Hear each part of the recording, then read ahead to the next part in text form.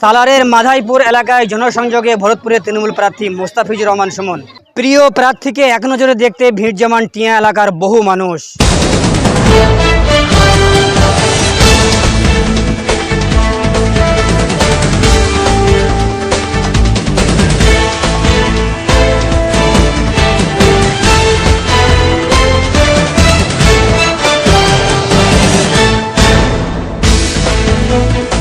ভূমিপুত্র প্রার্থীকে কাছে পেয়ে সালারের টিয়া এলাকায় উৎসবের আবহ।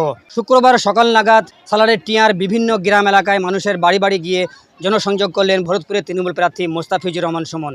সঙ্গে ছিলেন টিয়া এলাকার নেতাকর্মী থেকে শুরু করে এলাকার বহু তৃণমূল সমর্থক। এদিন জনসংযোগে মানুষের বাড়ি বাড়ি গিয়ে পাশে থাকার আশ্বাস দেন ভরতপুরের তৃণমূল প্রার্থী মোস্তাফিজুর রহমান সুমন। প্রচার আমরা 69 নম্বর ভরতপুর বিধানসভায় যেখানেই করছি না কেন, যখনই যে গ্রামেই যাচ্ছি না কেন, সব জায়গাতেই আমরা যেহেতু তৃণমূল কংগ্রেসের আমরা সৈনিক, তৃণমূল কংগ্রেসের আমরা প্রার্থী, তো সেই হিসাবে সর্বত্রই প্রচার একদম তুঙ্গে। মানুষের আবেগ উচ্ছ্বাস একদম চোখে পড়ার মতন। মানুষ একদম মমতা ম্যাজিকে যেন বিভোর হয়ে আছে। তারা আগামী 23শে এপ্রিল দিনটার জন্য তারা দিন গুনছে যে 23শে এপ্রিল কবে আসবে, মমতা বন্দ্যোপাধ্যায়ের উন্নয়নে আমাদেরকে ভোট দেবে।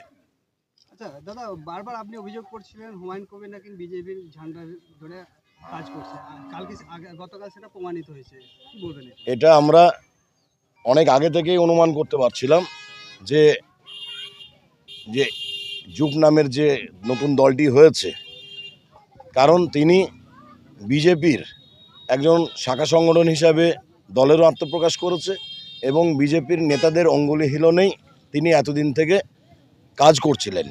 একই দিকে বিজেপির কাছ থেকে তিনি পরামর্শ থেকে আর্থিক সহায়তা থেকে সব কিছুই নিচ্ছিলেন, আর একদিকে মুর্শিদাবাদের মুসলিম সম্প্রদায়কে তথা পশ্চিমবাংলার মুসলিম সম্প্রদায়কে বোকা বানাচ্ছিলেন।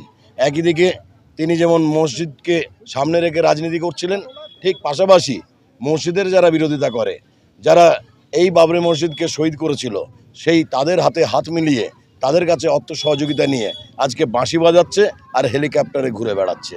তাই আমরা অনেক আগে থেকে অনুমান করতে পেরেছিলাম, কিন্তু তার নিজের মুখেই আমরা কালকে তার পর্দা তিনি নিজেই ফাঁস করেছেন। স্টিং অপারেশনের মধ্যে দিয়ে আমরা তার সব কথাই আমরা জানতে পেরেছি। আচ্ছা, এই টিয়া অঞ্চল তো বিরোধী দলের হাতে আছে, কোথাও কি ভোট প্রভাব পড়বে বলে মনে করছেন?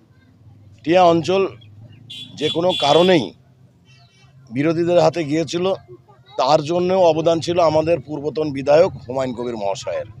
তিনি তৃণমূল কংগ্রেসের বিধায়ক হয়েও তৃণমূল কংগ্রেসের বিধায়কের প্যাডে তিনি বিজেপির সঙ্গে একটা গোপন আঁতাত করেছিলেন লিখিতভাবে। সেই আঁতাতের মধ্য দিয়েই ভোটটা আমাদের হতেও ভোটটা আমাদের হাতছাড়া হয়েছিল, কিন্তু ভোট হাতছাড়া হলো, জনগণ আমাদের সাথে আছে। লোকসভাতে আমরা এই টিয়াবদ্দীপুর অঞ্চলে লিড পেয়েছিলাম এবং এই আসন্ন বিধানসভায় আমরা এই টিয়া অঞ্চল থেকেই একটা ব্যাপক লিড করব, এই আমাদের বিশ্বাস। দেখুন, মিম হয়তো দূর থেকে তারা হুমায়ুন কবিরকে ঠিকমতো অ্যাসেসমেন্ট করতে পারেনি, ঠিকমতো বুঝে উঠতে পারেনি। তাই গতকাল যে ভিডিওটা ভাইরাল হয়েছে, অবশ্যই এখানে ভিডিওটার সত্যতা সম্পূর্ণই আছে। আজকে তিনি যতই বলুক না কেন এআই ভিডিও, কিন্তু এটা 100% একটা সঠিক ভিডিও যেহেতু প্রকাশ হয়েছে, তাই এই ভিডিও দেখার পর ওর সঙ্গে কোনো রাজনৈতিক সচেতন মানুষ থাকতে পারে বলে আমার মনে হয় না। তাই ঠিক একইভাবে এমআইএমের যিনি সর্বময় কর্তা আসাদুদ্দিন ওয়াইসি, তিনিও সঙ্গে সঙ্গে তার সঙ্গে জোট ভেঙেছে। আচ্ছা, ভরতপুর বিধানসভায় হুমায়ুন কবির প্রার্থী দেয়নি, কোথাও কি কংগ্রেসের সাথে কোনো ডিল করেছে বলে মনে করছেন? এটা পরবর্তীতে ও ডিল বলতেই পারে, কারণ ও তো একটা কথাই থাকার মানুষ কখনোই না। তিনি হচ্ছেন সেই গ্রেফসার সাওয়ার, পান না তাই খান না।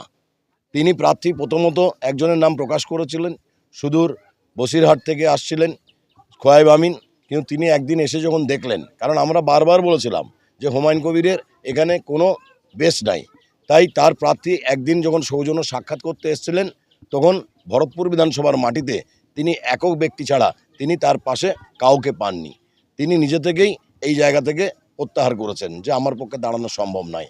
তাই নমিনেশনের দিনগণ্ড যে ছিল, সেই 6 এপ্রিল পর্যন্ত নমিনেশন তিনি কাউকে দিয়ে করাতে পারেননি। তাই অগত্যা তিনি বলছেন যে আমরা কংগ্রেসকে সমর্থন করছি, কিন্তু কংগ্রেসও সেই সমর্থন প্রত্যাখ্যান করেছে। টিয়া এলাকার মানুষদের কি বার্তা দেবেন? টিয়া এলাকার মানুষদেরকে বার্তা এটাই দিতে চাই যে বিগত 15 বছর ধরে আমাদের মানবিক মুখ্যমন্ত্রী প্রত্যেকটা ঘরে ঘরে যেমন প্রবেশ করে আছে, ঠিক একইভাবে আমরা 30 স্তর পঞ্চায়েতের মধ্য দিয়েও অনেক উন্নয়ন করেছি এবং আগামী বিধানসভা আমাদের 69 নম্বর ভরতপুর বিধানসভায় যে জয় জয়কার হবে, সেই জয়ে টিয়াবাসীদেরকেও আমরা সামিল হওয়ার আহ্বান দেব। সেই সামিল হওয়ার পর সেই উন্নয়নের স্বাদ তারাও যেন সম্পূর্ণরূপে পায়, এইটাই টিয়াবাসীর কাছে আমার বার্তা। যে মমতা বন্দ্যোপাধ্যায়ের হাতকে আপনারা যত শক্তিশালী করতে পারবেন, আপনাদের প্রত্যেকটা বাড়ির অর্থনৈতিক পরিকাঠামো আরও শক্তিশালী হবে।